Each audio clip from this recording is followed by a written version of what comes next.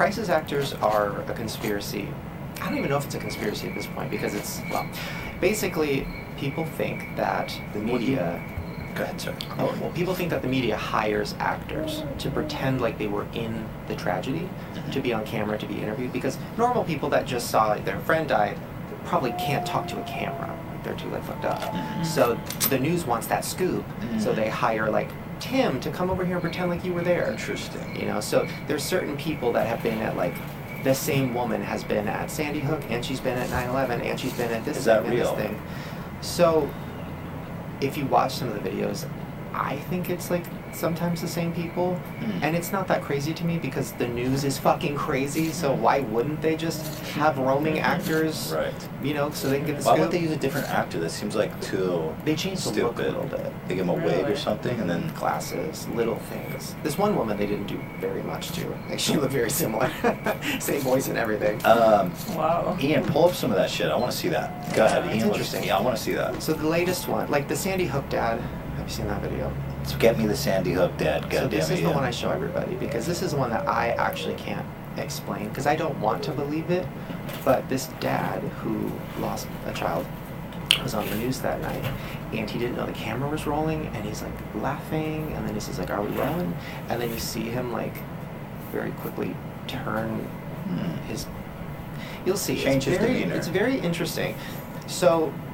People think he's a crisis actor. Okay. And that, you know, nobody's saying that the kids didn't die. Nobody's saying that. Well, some people. Some I thought some insane- people were saying A lot of people are. I'm not saying Alex that. Jones had a conspiracy theory that it was all a, what do you call it, a false False flag flag, to yeah. steal guns, and that the kids didn't exist to begin with. Yeah, I don't That's think- pretty bananas. I don't believe that. The explanation of that makes sense because, as you said, the media is fucking insane.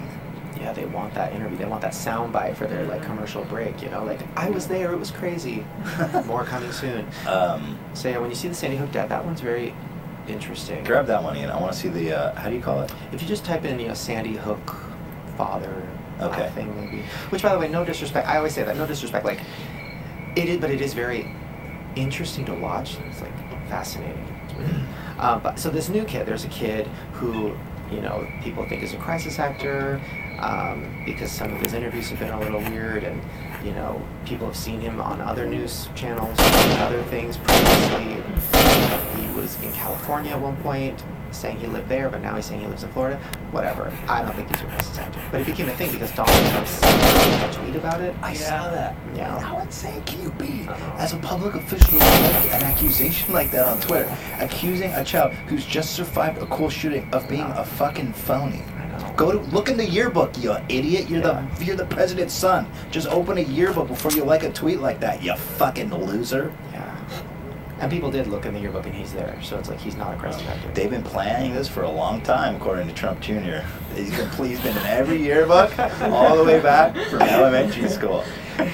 Dude, that is so, again, objectively insane. Let's call the color blue blue. Yeah. You don't like a tweet accusing a survivor of a school shooting of being a phony. Yeah.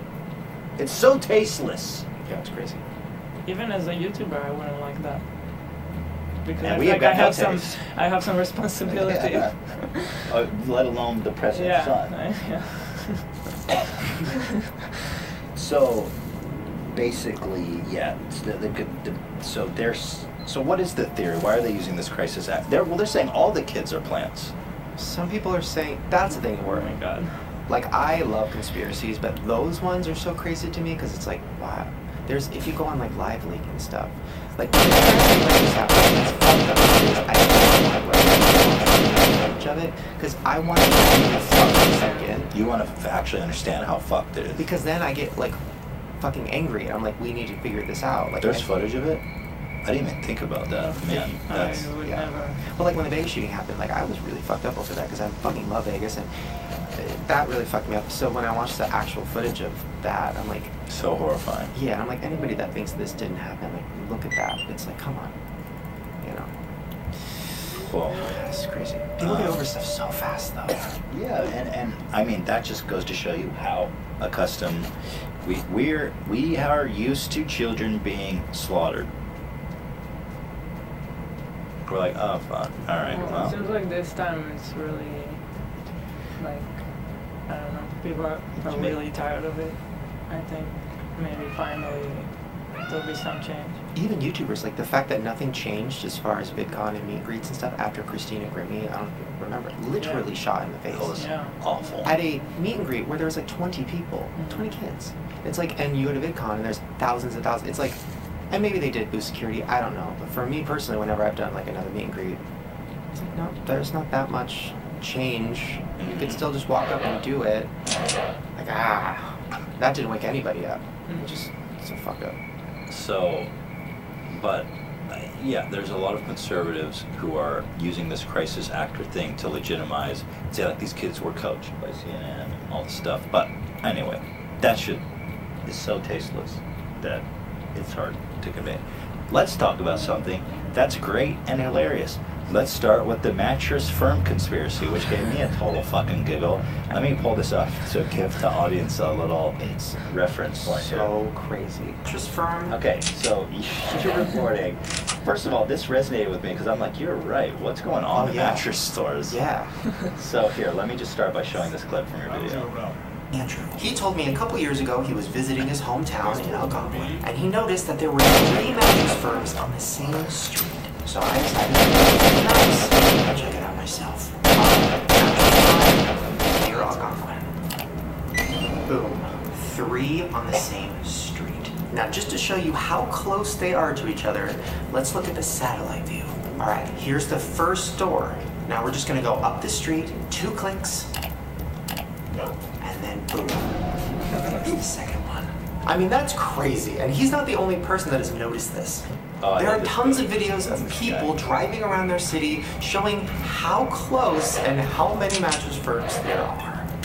I need a mattress. There's a store. I need a mattress.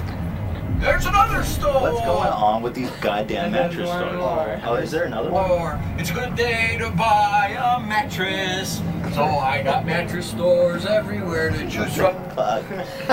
He gets to one more step. But there's some places, kids have been tweeting, like there's some places where there's like 20 within a city. And I didn't really understand what money laundering was, I didn't know. But when I really looked into it, I'm like, that makes a lot of sense. I don't want to get sued, but it makes a lot of sense. So wait, money laundering is when you like pretend to have sales. So yes. Or people buy like super marked up mattresses.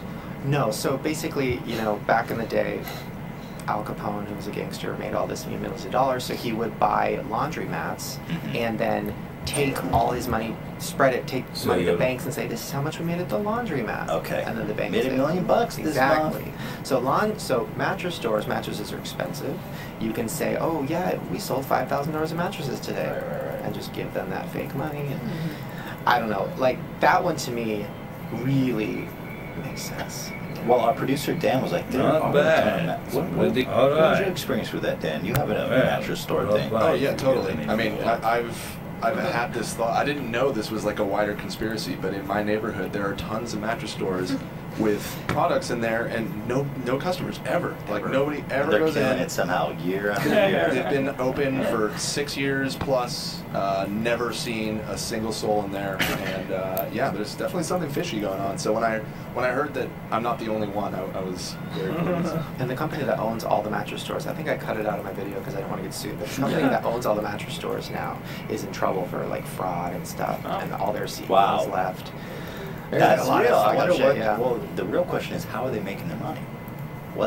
Are they laundering? Probably drug money or something. Oh well, this is another thing I didn't put in there.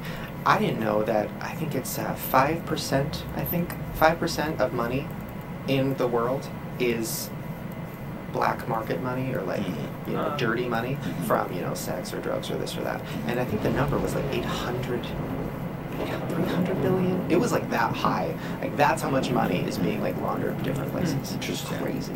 I guess I wonder if the government even cares at that point, because when you're laundering money, you're paying taxes, so they're getting paid. Because you're like, hey, this is legit income. Right. So like, I got my tax money, I got my 50%. Yeah. So these laundry stores or these mattress stores are legit. There's a store by my house that I think is fake. It's like a cupcake shop. And the cupcakes are clearly shitty, like Ralph's clearance cupcakes. And I'm like, you didn't make these. When There's nobody in there. Well, we used to see stores like that all the time in Israel. What is this Like I'd walk shit? by a Right. pastry store with the worst. I'm like, I'm gonna try this place. It's like 3 days old. And I walk by and there's like all these middle-aged guys hanging out the front. I'm like, you guys have to be wandering. Oh yeah. Yes. Crazy. There's a place not that far from here that's like a soundstage, and the front office of it looks like Scarface. It's like Man, furniture, whatever. this And one the guys that run the place, this. no fucks. Like do whatever you want. Yeah. $200 for a Good whole stuff. day. A really awesome soundstage. I'm like, there is no way. There's something Like, what is going Give me on? that content. Yeah, let Yeah, us know. it's That's great. Their space is gonna explode all of a sudden. Like, man. What other like kind of remarkable, strange conspiracies have you come across like that? Because that one to me was like, I love. Like, this Yeah, is so I love the interesting. mattress firm one. Yeah. Because we've all been to a mattress store and it's always empty. And it's, Yeah, and there's like 5 sealed people. Some of them I loved thinking about. Some of them are really dark. I mean, I've got. we have some funny one we wrote down. I picked some out from. I never heard of this. Apparently, everybody knew this about me.